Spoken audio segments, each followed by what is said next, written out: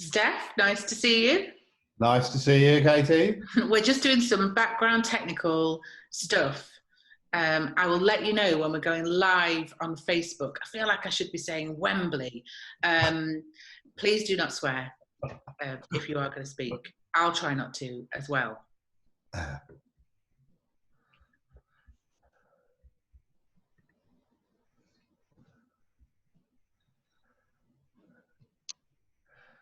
Hi, Katy. Nice to see Any of you in my pretend house this evening? You're all welcome. I wish I had biscuits. I don't. Next time I'll have biscuits. Very nice pretend house. And it feels like a brand new venture for all of us, this community conversation. So you're here for the first one, and we are live on Facebook. Please do not swear. Always wanted to say that. Big fragmented communities have become something that we've all got a bit used to over the last few decades. Now, I'm a child of the 70s and 80s, and as a kid, I really took community for granted. I lived in a cul-de-sac, my grandparents were around the corner, we shopped locally, and I didn't think about it at all. Then as I've grown older, my world has become much more global. I travel a lot for work. I've lived all over the UK, worked all over the world, and I've suddenly realised communities are becoming more and more fragmented. And we've just stopped fulfilling wants and needs through local businesses, organisations, our next door neighbour for an egg, whatever it might be.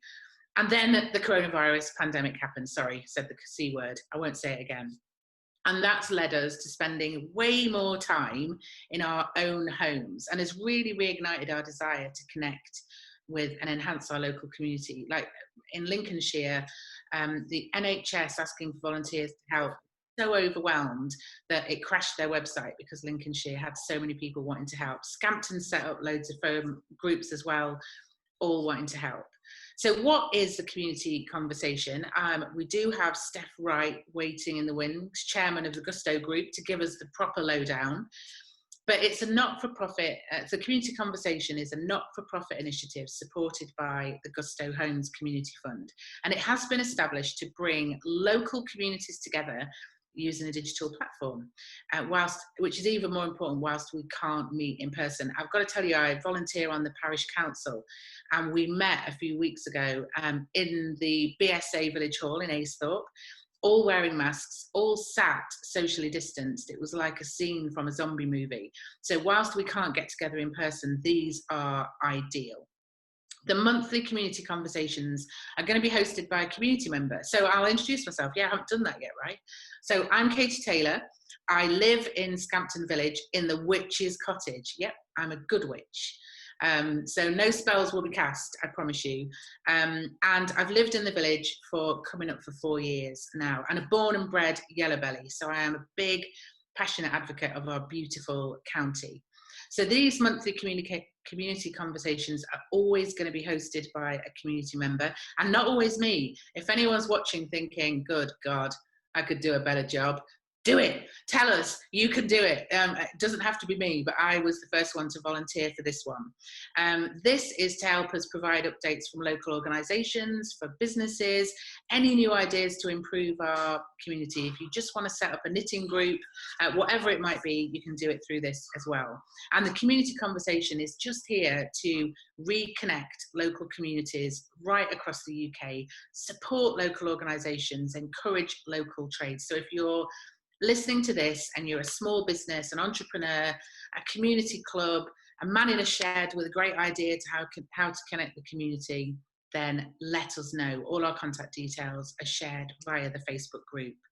So without further ado, Steph Wright, I'm going to come and say hello to you so you can explain how you came up with this idea for community conversation and what people can expect. Well, I think people of Scampton could expect something amazing from that first 5 minutes from you, Katy. What great energy, and what a great way to launch it. Absolutely fantastic. So, yeah, background to quick background to me, then to Gusto, and then to the community conversation for people that haven't got a clue who any of us are.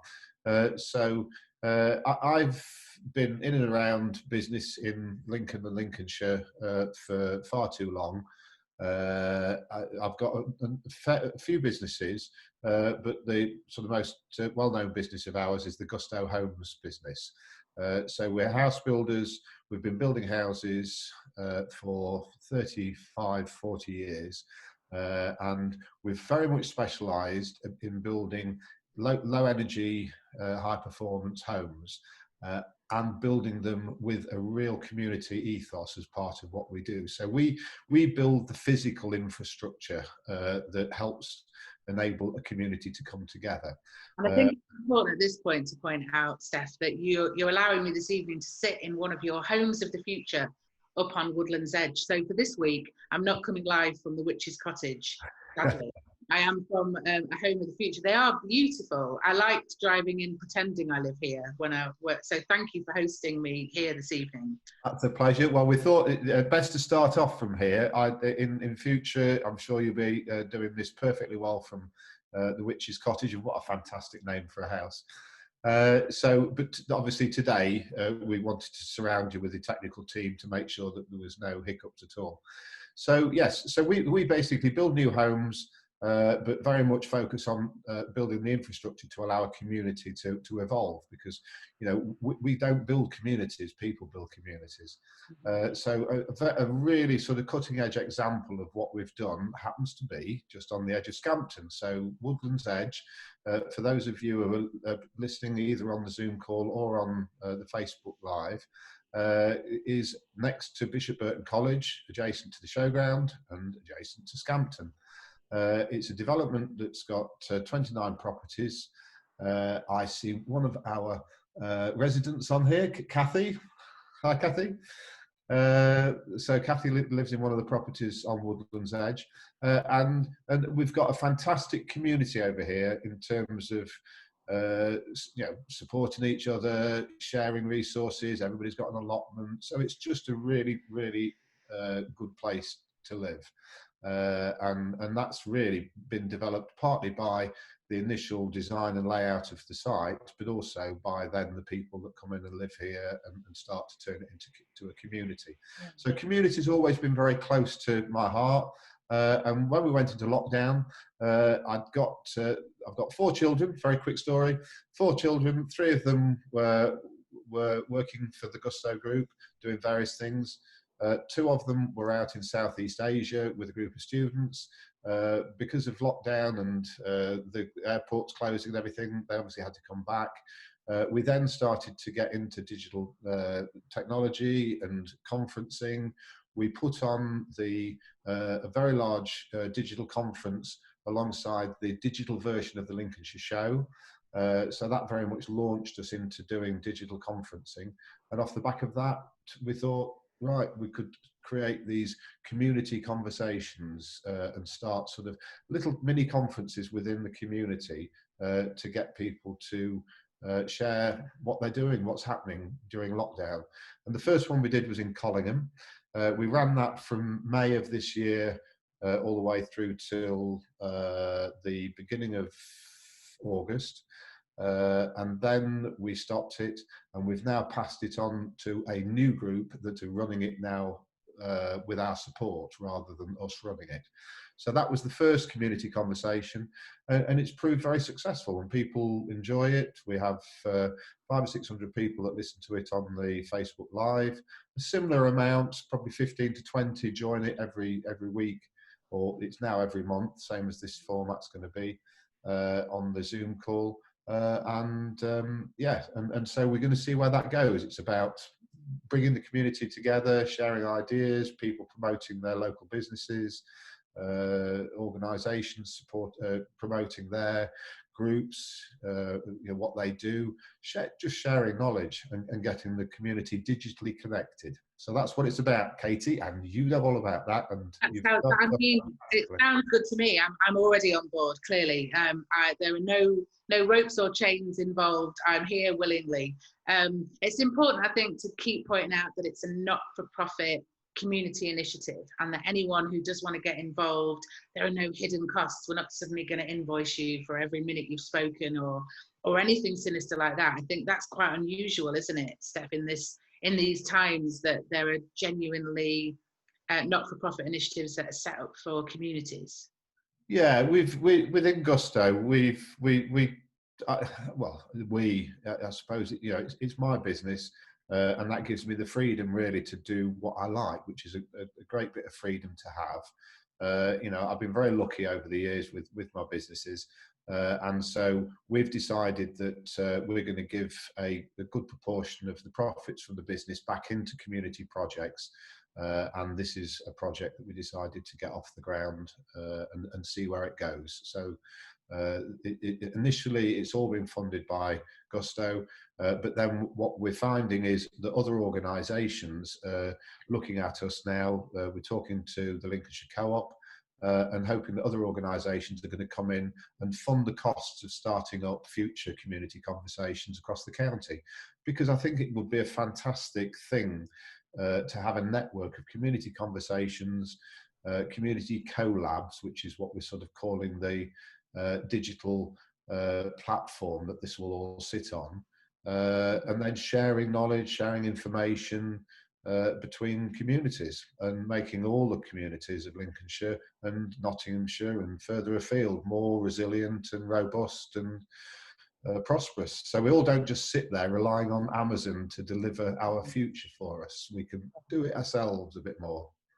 That's fantastic. And everyone watching and listening this evening, you were one of the pioneers. So when this does go global, you'll be able to say you were there at the very first Scampton community conversation in September 2020. It feels like I need to say that so that when someone finds this in the future and we're appearing on lots of historical TV programs. Thank you so much, Steph. I'm going to give you a bit of a run through of who we've got to talk to this evening, and then that gives them a bit of warning to brace themselves, ready for me to come and talk to them. So we are going to talk to Chris Sneath. She volunteers alongside me on the Parish Council and is going to give us the lowdown on what that zombie experience was like for our last meeting, the new members, and a bit around the community assets project that's going on. I've got Katy Parkin from up at Spring Nurseries in Scampton as well, by Action for Children, to talk to us about what's going on there with all the tiddly peeps. We've got Sarah Carter to talk to me about cakes that look like snakes. That feels like snakes from a plane. I know what that means. Everyone else is gone now. It's fine if you're all dialing out. We're going to have Beth Dunkley is going to join us in a little while to talk about girl guiding in the area. I used to be a brownie. I was a sixer in the Pixies. You're in safe hands. So she's coming up later to talk about volunteers for the area, to our local area for the brownies and the guides. And my favourite, I'm hoping there's going to be a free curry in it somewhere for me, but Curry Jacks are going to be here to talk to us as well about their street food vans and how we can get their curries in the comfort of our own homes. I think that's everyone I'm going to talk to today. So I'm going to come to Chris first, because she's been warming up and lunging in her kitchen there. Are you able to come off mute, Chris? You are. You're ready. I can hear you. Oh, you're all ready. Yes. So, Scampton Parish Council, then tell us a bit about the zombie experience. First of all, our last meeting, all sitting around the edges of the room wearing masks. Yes. And then our new members, and a bit about the community assets as well. What can you tell us? Right then, Katie, I can. Hello, I'm Chris, and I've lived in the village for 15 years. Excuse me, but I've got it all written down so that I don't forget anything. Good work. I'm Secretary Treasurer to the Brattleby, Scampton and Easthorpe Village Hall, as well as Vice Chair of Scampton Parish Council. And I've been on the Parish Council for about 4 years now, and I enjoy meeting up with fellow colleagues and making a difference in the community. Scampton Parish Council covers the village and the RAF camp estate within its community. You'll have to excuse, I've used camp estate because we were asked to use the estate, but some people didn't like that, so we're a bit unsure how to word it at the moment. So and to that point, Chris, if anyone's got any really amazing suggestions, we've come up with Upper or Lower Scampton, Scampton or New Scampton, Heritage Scampton or Scampton or just Scampton. So any suggestions, yeah, let us know at the Parish Council. That would be great. Yeah. Sorry, Chris, carry on. Right, fine. Right, we have a maximum number of 7 Parish Council members and a clerk. Currently, we have 6 councillors, 3 from the camp estate and 3 from the village. During autumn of 2019, the Parish Council had some meetings with Janet Clark from Community Links YMCA, Shailene Towns from West Lindsey District Council, and Open Plan. These 3 groups held discussions regarding the MOD planned decommissioning of RAF Scampton in 2022 and the relocating of the Red Arrows to Waddington. They wanted the Parish Council to start thinking about how this would affect the camp estate, and that West Lindsey District Council didn't want Scampton to become like Hemswell or Brookenby with lots of problems. And if we started now, we had time on our side to get things right. The Parish Council were keen to engage and help with this project and to see if we could bring the 2 communities closer together to form one community. Various Zoom meetings were held with Scampton Parish Council members and Janet Clark, Shailene Towns and Open Plan, and also residents of the camp estate, to establish how they felt and what they considered were the major problems. One of the biggest problems was litter around the estate, and that went from the entrance area on the camp estate up to the youth hub. And it was a real big concern. The Parish Council was approached by Janet to see if they would be willing to fund a litter pick event with refreshments and enlist the help from Parish Council members to attend. Which, yes, the Parish Council agreed to fund the refreshments and to look into purchasing further litter bins on the camp estate. This event was really well attended, with 34 people giving up their Sunday morning in August to join in. We had a good, cool and cloudy day for this, and a huge amount of litter was collected, followed by an enjoyable socially distanced bacon butty, stroke veggie butty and drinks refreshment, which were really welcome and much appreciated after our busy morning's work. At this event, as this event proved to be a success, a small group is looking at organising further litter picks during the year, ensuring a COVID-safe environment in which we can operate. The Parish Council's next task was to look at recruiting more parish councillors, as we still had 2 vacancies from members that had retired from the council last year, and a further vacancy from a councillor that had resigned from this year, giving us 3 in total. With a lot of advertising and Zoom meetings, word soon got out and a number of people expressed an interest in joining the Parish Council. We had 7 candidates for the vacancies who were asked to do a small presentation at our September Parish Council meeting. I forgot to put this bit in. Open Plan works with communities to help and create places that enhance social, economic and environmentally well-being. Steve, can I pass you a £5 for that, Chris, for giving him a shout? Very pleased. They're based in Lincoln and work across the UK and internationally. Right, back to the Parish Council bit. 2 of the potential candidates attended and were duly co-opted following their presentations. I would like to welcome and congratulate Councillor Chris Patil and Councillor Jane Rumble to the Parish Council, and that it's good to have more representation from the camp estate. I'm especially pleased, Chris, because before they joined, I was still the new kid. Yeah. It's a bit like when you're in a class at school and then new people join. Yeah. Suddenly, you're not the one at the end of the lunch queue anymore. So welcome, especially warm welcome from me. Carry on, Chris.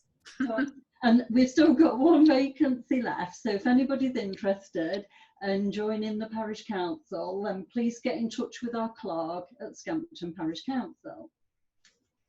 Recently, some Parish Council members, along with Shailene Towns and Janet Clark and residents from the camp estate, have had initial discussions again via Zoom meetings to look into what assets might become available for the community when the MOD decommission RAF Scampton.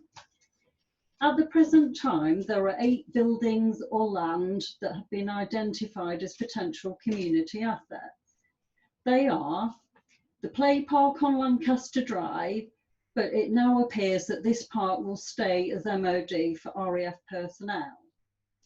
The other 7 are the tennis courts, the skate park, the squash courts, the mugger, the youth hub, the gym, and the allotment gardens.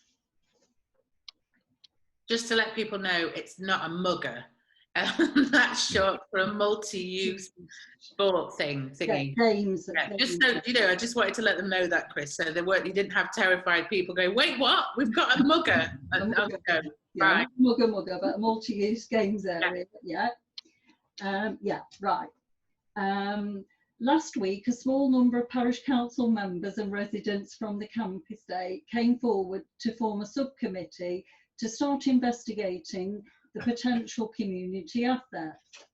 We hope to recruit new members to this group and begin to compile a directory of assets that could be transferred to the community when the MOD withdraw.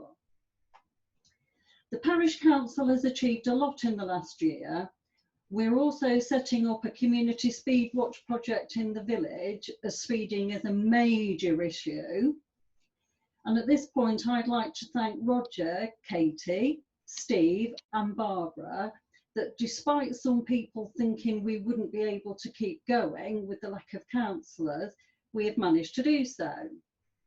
And then lastly, Councillor Katy Taylor and I have been working alongside Janet Clark and Steph Wright and Sophie Rooks from Gusto Homes on the showground on this community conversation programme, which we're on now.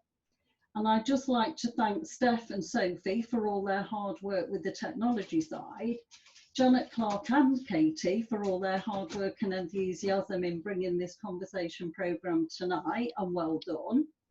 And I hope that you all enjoy this new Scampton Community Conversation Hour and that it becomes successful. Fantastic, thank you, Chris. And if anyone's watching this thinking, those two look familiar, we did spend 2 hours up Upper Scampton, up at the RAF bit of Scampton, right across the estate. We walked for 2 hours, including in the rain, and my step count told me we'd done 5K. I mean, so yeah, we got to know it with Jill as well from the community lead at RAF Scampton. So we were escorted. But if anyone's thinking they were the people I thought were made a note of for Crime Watch, it was us. To have a look round. Thank you so much, Chris. Hopefully every month we'll have someone on from the Parish Council to give you a bit of an update on what's going on. Also, we do have a Scampton Parish Council Facebook group and a website, so you can find out everything that we're up to. On the website you can see all of the minutes and agendas from all previous meetings, thanks to Barbara, the Queen/Clerk of all of that kind of thing. So we make sure that it's all available for you to have a look at. Thank you so much, Chris. Katy, I can see you there on iPad 2, resplendent in fuchsia. How are you? Yeah, I'm good, thank you. Good. And you're joining us from Spring Nurseries in Scampton, Baction for Children. I've been doing my homework, Katy, so that's award-winning, high-quality, affordable childcare for, is it between 6 weeks and 12 years old? That's right, yes. We don't normally get as young as 6 weeks, but yeah. Tiny ones. And I loved reading about how you've got an allotment and you're teaching children the importance of understanding food sources, diet, nutrition, being outdoors. I read that you've got a bug garden, foraging, a nature area. Tell us a bit more about how people should get in touch with you if they want to bring their tiny humans up to you. Well, normally it would just be to knock on the door, but unfortunately the times we're in at the moment, it's a little bit different. So usually by email, phone, Facebook, or our website, anything like that, they can contact us. So we're a nursery, we've got sort of about 90 places, and we do all sorts of different sessions available, from you know, full days to mornings or afternoons or before and after school, holiday club. We pretty much offer anything that anybody wants with regard to childcare. But yeah, we're really keen to sort of teach the children the importance of healthy eating, taking it right back to scratch. They plant the seeds in the spring and they water them every day, and you know, help harvest them when they've grown, and cut them up, make soup and things with them, and you know, they serve their own meals, and you know, we talk to them the whole way through the process, which is lovely. I think it's lovely. Parents get involved. They give us sort of seedlings that they've grown themselves, and we've got some amazing looking pumpkins in the garden at the moment. So it is a bit of hard work sometimes, keeping the allotment going when you're sort of working full time in the nursery as well. But you know, it's just like my experience with little people. They're really good at digging stuff up and eating yeah. what they eat. So yeah, good work that you're keeping things in the ground, growing, not just in their mouths. So for anyone listening then, are children welcome at the nursery that don't live in Scampton? Is it open up Absolutely. to people who work near the area? Yeah, we've got children from all sort of villages all over sort of within, I don't know, 5-10 mile radius of us. There's not many nurseries in the area that do full day care, so that's kind of where we get some children coming from different villages. Yeah. And we generally get most of the children that live on Scampton base in the houses there and come to our nursery, which is lovely. Okay.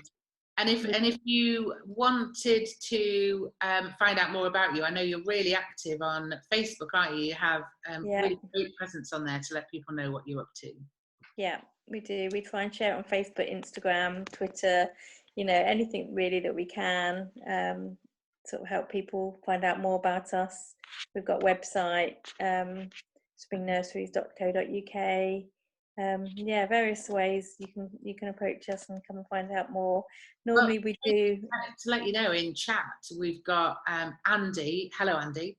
He says, I can't speak highly enough of Spring. My son's thrived from his very first day there to now being in his second year of school, while still doing before and after school club. So you're getting shout outs everywhere about how good you are. Thanks, Andy. Give him his bribe later. But that's absolutely brilliant. So people can come and find you on Facebook. Absolutely. I'll be looking out for these pumpkins. And is there plans to eat them, or are they going to be carving them up for Halloween? Both hopefully. And last year we fried the seeds up and had them as well with a bit of pepper on them, which is lovely too. So yeah, every aspect of it. Katy, if you want to talk on future community conversations about things that are coming up, plans for all the different seasons, then just keep in touch, and we'll make sure we always keep a bit of space. Brilliant. For you. Thank you so much. Thank you. Thanks, Katy. So our next guest this evening, I went to have a look on our website because I thought I better do my research. From Casa Dolce Cake Studio. I went to look on the website thinking, yeah, I know what a cake looks like. It's fine. Let me tell you, there's snakes, motorbike helmets, handbags, anything you can think of that looks nothing like a cake. Sarah is the woman to get these cakes brought to life for you for special occasions. Anything. She started just before her son's 18th birthday because she wanted to make something extra special for him, and made a cake for a friend, and now does it for everybody. Her husband's part of it as well. Raised him with love and cake, quite right too, and he helps with design and electrical circuits, stands and support structures. Sarah, what is going on? Why have we got cakes that look like snakes and motorcycle helmets and record players? Tell us a bit more about it. Well, I'd just say having a husband who's an electrical engineer is brilliant, because if I need to put lights or have something spinning or turning, then it's like, there you go, darling, take that upstairs and bring it back to me all working. And yeah, so that's great. I don't know, I've always been quite creative and tried lots of different things, candle making, jewelry making, but you can't eat those, and I like cake. So Yeah, like you say, I made a cake for my son's birthday and put it on Facebook, and someone said, oh, could you make me one? I said, I'm not going to promise what it's going to look like, but I'll have a go. And then someone else saw that, can you make me one? And however many, 8, 9 years later, yeah, it's the customer's ideas, you know, it's the customer's being adventurous that allows me to be able to make snakes. Yeah. That was for my son, Well, that yeah, one. reassure anyone listening thinking, seriously, I just want a cake that looks like a cake. She does do amazing cakes that look like cakes as well, not just snakes and things, but they are phenomenal. If any, can you tell people how to find your website so they can go and have a look for themselves? Because those photographs are mind-blowing. Well, I did want to mention whilst I was here as well, along with the RAF Scampton community page, we have got, I think I mentioned it on one of the Zooms before, the RAF Scampton business page, where we're trying to encourage local businesses. So anyone that runs a business from camp, so we've got like the Spring Nursery, anyone that visits the camp, so we've got the ice cream guy that comes, and obviously Pete's pizza, Yeah, and Thai curry place, everything else like that. They can go on there and advertise that they're going to be here on set dates, but also anyone that runs a company based on camp or from camp can advertise on there as well, to try and keep it local, so you're not having to ring someone that's coming from 50 miles away to do a job, where you've got someone around the corner that can nip round and give you a quote. Yeah, it's a phenomenal local community. That's basically how I've got introduced to everyone that's talking on this evening as well. So it's well worth people looking out for that.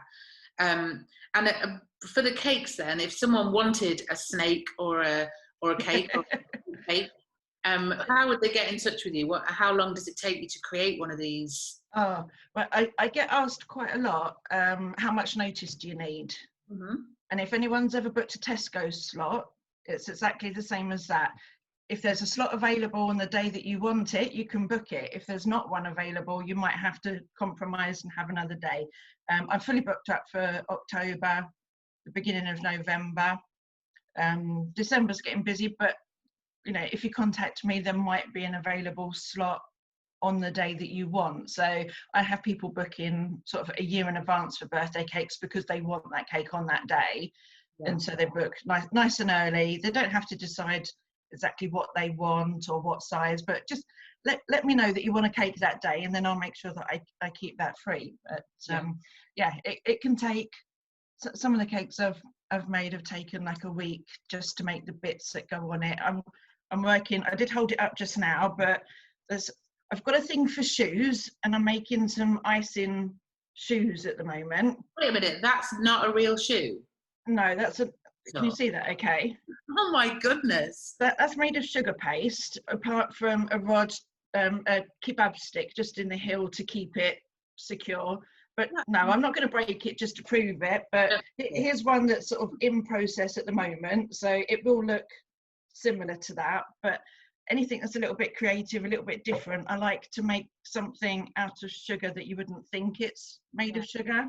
And through the pandemic, you know what? Cake has become a shorthand for I love you to my friends. So if I can't visit them, and I can't visit them, but I want to make sure they get something, I'll make sure I post them a cake or order a cake from near where they live so that they can have a cake delivered. So I think anyone that's got a special occasion coming up, it's well worth thinking about, isn't it?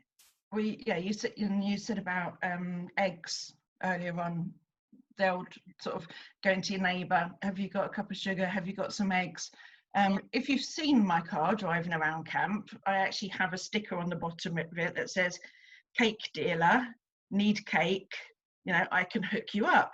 And then I was driving around camp with kilo bags of self-raising bread, plain flour, icing sugar, caster sugar, supplying Scampton when they couldn't get it from the shops.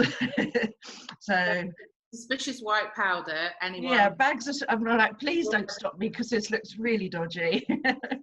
But yeah, it was I was able to buy it in bulk, Yeah. and get it delivered. So my husband and I were of an evening come home from work, and with the scales all masked up, gloved up, bagging into bags, labelling it all, and then I'd go on my little trip round camp, dropping it all off and knocking on the doors and running off and leaving their bags of wet powder on the doorstep. So that was not, it was time consuming. Yeah. With the people asking for it and sorting all the ordering out, but it was rewarding in the fact that, you know, people stuck at home could bake for, I mean, everyone's become a baker during lockdown, haven't they? So I think everyone's had a go. With varied results, I think it's I hear banana bread's a favourite. Hands up if you've made banana bread during the pandemic. lots of banana bread. Yeah. Thank you so much. We will keep coming back to you as well through the months to come, because of all of the work that you do supporting the community, as well as providing suspicious white powders. And I've got a huge, great big shelving rack that's got nearly every single item that you could want for baking. I quite often get asked, do you happen to have any yeast? Do you happen to have that? And I'm like, yeah, come and get it. So I think most people know that if they need anything, then you ever watch Cake Boss on Netflix? Oh, if you've never seen it, you need to go and watch it. Don't get me started. This in the US, so he's no competition to you, don't worry.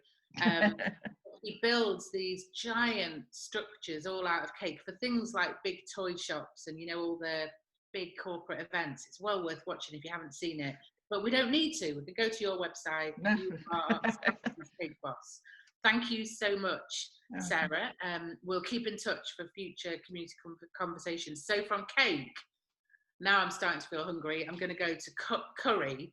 And this is exciting because I can see they're on the move, on tour, in a van. I don't know if they can talk to me, actually.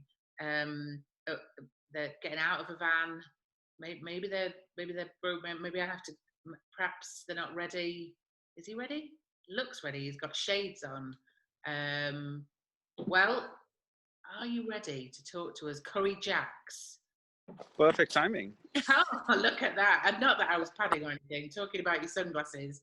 So you two are fill my heart and my belly with joy on a regular basis. Delicious, nutritious, freshly made street food. From Mum's Best Recipes, with all locally sourced ingredients as well. Tell us where people can find that glorious four wheels and come and find you for their own curries. So the closest one to Scampton at the moment is in Ingham. So we're in Ingham every other Friday. And we have been on campus before and had a good time there, and would be up for coming back, or maybe even going to the village. We had a lot of people say from the village, why didn't you come to the village? And I'm like, sorry, we didn't really know how it works between the two, or how linked. I'll make a place on my driveway, Fiona. You can come and park there. We might, otherwise we'll be in the parish council. So street food then, and if people are listening thinking, well, I don't eat meat, or tell us a bit about your vegan options and the different things that you offer from the van. Well, there are people who don't sometimes say don't like the meat option. So we have the vegan is always fresh. It's from some of our really well-known farmers around. One is Steve Sharp, Sharp and Daughters. The others we also use fresh from the fields as well. So we make sure our vegan crowd doesn't lose or disappoint themselves by thinking we do not cater to them as well. So yeah, there is a good option for the vegetarian ones as well. And you always have a variety of heat as well, don't you, for people that like one that blows their brains out, and other people prefer something a bit more subtle. Well, we feel we may have a cure for COVID with the spicier option. Wait, this is a scoop. Yes, but I do not want to make that official yet. I'm still testing it on our regular spice heads. If I may call it. I mean, I'm going to tell everyone now. It's Derek, isn't it, and Fiona. Yeah. So keep your eye out for them, because all through lockdown you were doing live lockdown recipe videos? When are you going to get your when are you going to get your own TV series? Well, that's interesting. It depends. I might have to sell the truck then. Yeah. Yeah, Yes, yes, don't sell that beautiful truck. Yeah. I mean, it is, you can't miss it, and you can book, can't you? Just really simply online through Facebook. Just drop you a message. Tell people how they can get their hands on your delicious recipes. Yes, we do have a few videos we did during the lockdown, which people can kind of get access to. But we are planning on doing some more, where people like the vegetarians or the vegans can also use, and the non-vegetarians can use the same recipe by just adding or subtracting certain things. So stay on the lookout for that one. It's going to happen hopefully in a few weeks' time. Yeah, so more videos coming for recipes for sure. And then to find where we are, if you follow Facebook or Twitter or Instagram, whichever one of those social media is your poison, we post our locations and our menu every Tuesday morning, Monday evening around that time. Depends a little bit on what's in the shop, what you get on your plate. We try and work with our regular farmer to say, what do you have? What's going to be fresh this week? And then we use that. So try and keep it seasonal and keep it local as much as we can. Yeah. And our meat comes from Oddlings in Navenby, which is really, I mean, we haven't changed anyone or used anyone, to be honest, apart from them for nearly 2.5 years almost. Yeah, whole time. So very good stuff. So you can find us at Jack's Cafe.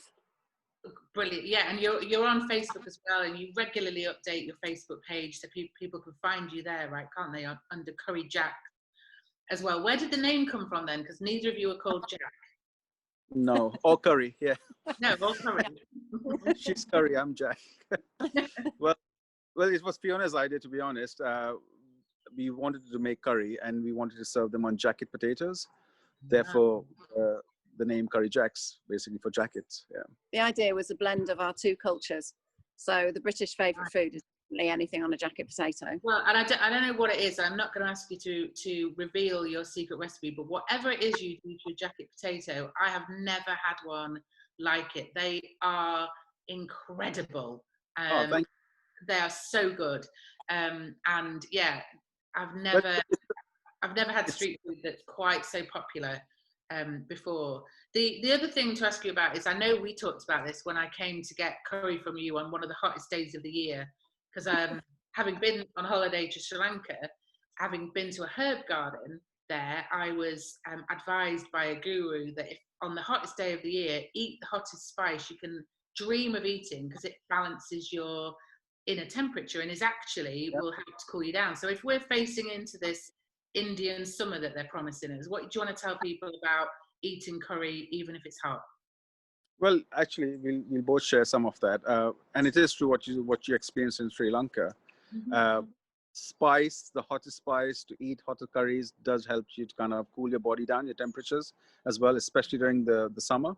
For myself, because I was born in Pakistan, and we always had curry throughout the day, or 24/7 for breakfast as well. Sometimes it just builds into your system, and we lived in the Middle East for a while, and we enjoyed having hot food because this kind of helped us to keep our temperatures down. So we do suggest people, not because we want to sell our curries, but because I think curry does help you to maintain, like you said earlier, just bring your temperature down as well. And I think if you've not been able to go on holiday because of COVID, then get yourself a bottle of something good, sitting outside in the warm and eat the curry, and you can pretend. Absolutely. Bring the exotic to your own back garden. Why not? I talked to the parish council as well about where in the village would you be able to come and park the van. And I'm sure now listening to this, you're going to get Jill from the community group up at Scampton, up the hill Scampton, about going back there as well. Thank you both so much. It felt exciting that you got out of a van. It was like watching the A-Team. I'm really happy with that. You added some excitement. So thank you so much, and you will be seeing me again, unsurprisingly. Indeed. Thank you so much. Thanks. I'll let you drive safely wherever you're going next. So before we call this to a close, we've got Beth to talk to from Girl Guiding. So I mentioned earlier, when I was a kid, I was a brownie and a pixie and a sixer, but that was a long time ago, and I don't even know if they still have pixies and sixes and owls. I know that brownies rainbows are now from 5 to 7. Brownies are 7 to 10 years old. I know when I got to 10 years old, I didn't want to leave the brownies because the guides looked more boring. I'm not allowed to say that. Oh, I said it. And guides are 10 to 14 years old. So Beth, are you with us? And she was. I think she might have gone. Okay, well, if she comes back in a second, I'll fill in for a little while. If you go to the community Facebook page that Sarah referred to, the RAF Scampton community and residents, Beth's been putting a shout out for Girl Guiding in your local area. They're looking for enthusiastic, caring and fun volunteers to support some of their Rainbow Brownie and Guide units. So if you can volunteer for an hour of your time each week just to inspire the next generation of strong females, then get in touch with Beth via the Facebook group. She might reappear. I will also share her post via our Scampton community conversation. She was here earlier, but I know she was in transit between work, so it could be that she couldn't keep up with us. With that, I am surrounded, as Steph mentioned earlier on, by a very experienced technical team, thank heavens, because Chris mentioned they'd had some hard work. They've had me. So yes, they have. They've worked very hard. So I'm going to ask Sophie if she can share with us if there's anything that's come up from the viewers on Facebook, live on Facebook, please do not swear, or in chat that we need to know about, and how you can get involved with the RAF, not RAF, I just read that, get involved with the Scampton community conversation as well. Yeah, okay, you can come over here. I'll make Katy move rather than putting my screen on. Hello, everyone, I'm Sophie. So I'm the face, I guess, behind community conversation and trying to get it going and get the ball rolling with everything. I've been on hand with Katy at a distance to just help her with the technical sides of things, because we do live stream onto Facebook. So for the first 5 minutes of the call, we are frantically trying to get the call up on Facebook. So for Katy to try and multitask, although women are extremely good at it, it is a bit of a challenge. So I helped do that, and we've had a lot of interactions on Facebook. We had the comment about spring nurseries, which is really good to see. So we've definitely got people interacting on the call. It's been posted into the community pages as well, so hopefully during the week a lot of people will interact with it and get some different posts. So I was behind the first one that was set up in Collingham, and during the week we got around 500 interactions with the videos that we posted. So that was with different people within the community, and on average during a week it's just over 1,000 minutes are watched. So that's obviously different people, whether that's the full conversation themselves, if they sit and watch the full 60 minutes, or people skipping through and maybe watching 10 minutes at a time, finding the information they want. So there's definitely traction with it. It is just building that traction in the community. The more we get the word out, the more people will come on, and you'll always get your core community members that will be really engaged in the community.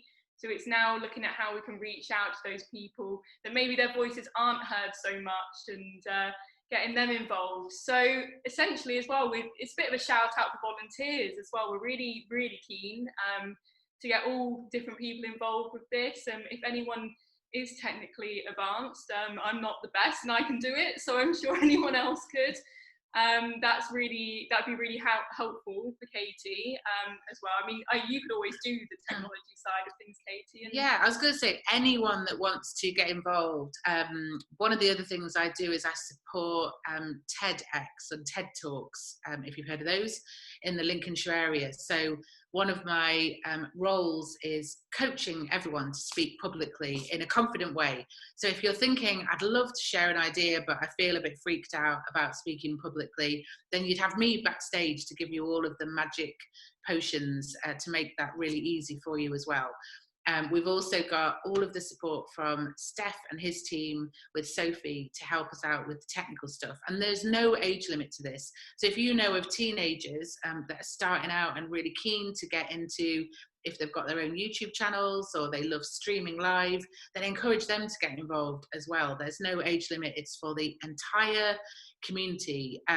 Also, musicians are really welcome too. So if anyone is sat there and you're a closet harmonica player, or drums, maybe not drums, whatever you play, you can come and have a moment of your own to share whatever you've been composing recently. Since we haven't got Beth, I'm going to say hello to Janet, because without Janet, this wouldn't be happening, because she was the person that tracked down Steph and convinced us all that this would be a great idea.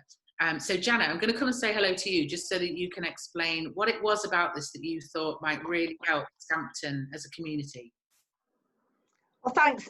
Evening, everyone. Lovely to see you all. I'm just really excited about the fact that Community Conversation has been launched in Scampton. And actually, I didn't track Steph down. I worked with Steve from Open Plan, and Steve knows Steph, and they've done some sort of collaborative work in the past. So we had a meeting. I really, really liked the idea.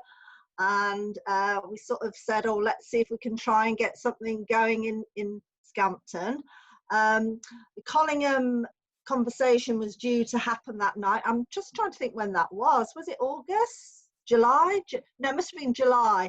And I thought, oh, I'll just send a random email out to a few people and see if I can get anyone interested in joining me that night. And lo and behold, Katy and Chris both joined that evening, and then have been so enthusiastic, which is all you need, isn't it? Just a sprinkling of enthusiasm to really try and get something going.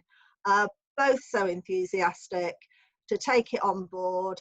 Katy is a sort of whiz technically, and I think she's done an amazing job tonight. I mean, Katy, you're just, you know, exude enthusiasm. Which powers is what it's Janet.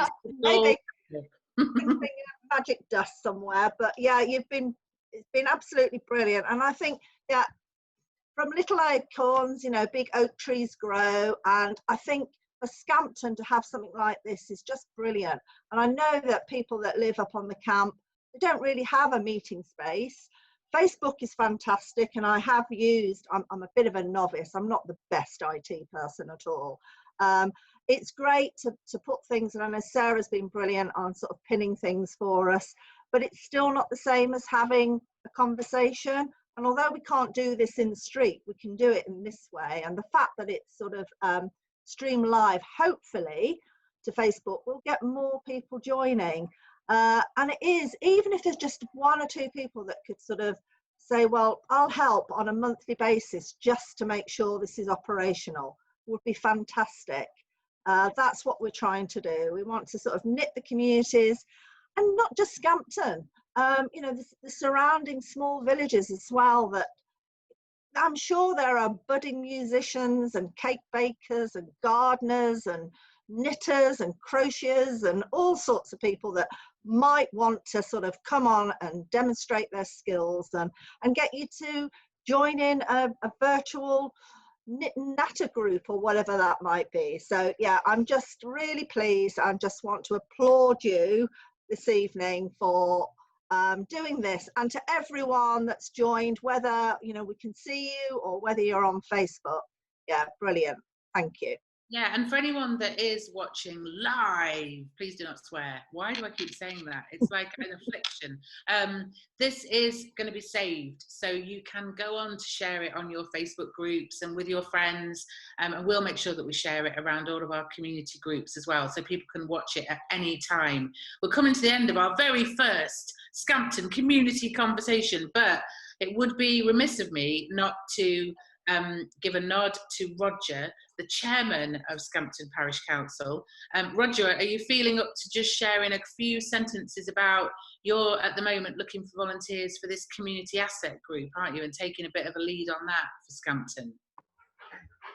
Hi, Katy. Yeah, I put it on Facebook, and I have actually got some people that said they're interested. So I'm in the process of getting the names down, and I'll get them to Barbara and other people. Hopefully we can expand it for the next meeting.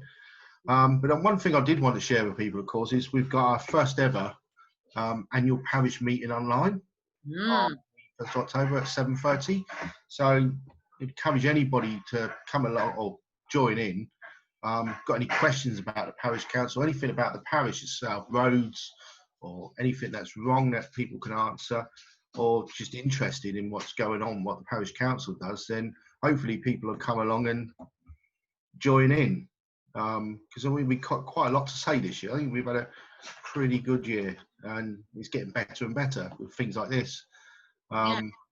I just think, hopefully we've had it's the only year we've ever had anything like the pandemic, which has really pulled the community together, and that felt like a bit of a defining moment for the parish council in becoming even more part of the community, offering help. I know that you were quite instrumental in picking up people's prescriptions and all sorts, weren't you, through lockdown? I did one or two things, but so did a lot of other people.